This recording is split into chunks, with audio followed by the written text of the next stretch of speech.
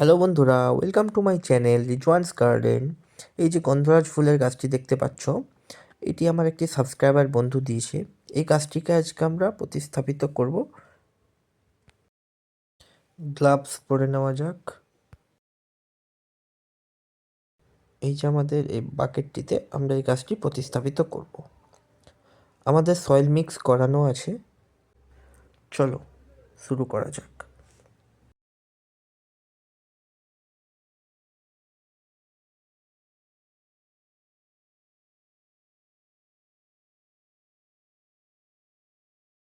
Root ball অনুযায়ী আমরা বাকেটটা ফাঁকা রাখবো।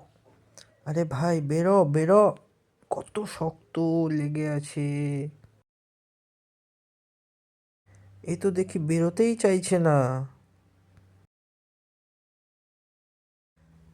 বাঁকা করে দেখি, এবার ট্রাই করি, এবার বেরিয়ে যাবে হয়তো। ব্যাস, বালি মাটিতে লাগানো ছিল আমাদের গন্ধরাজ গাছটি।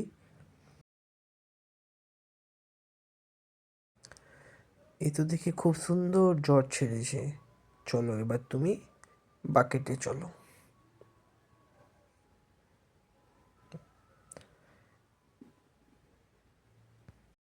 বাকি অংশটুকু আমরা মাটি দিয়ে ফিল করে নেব।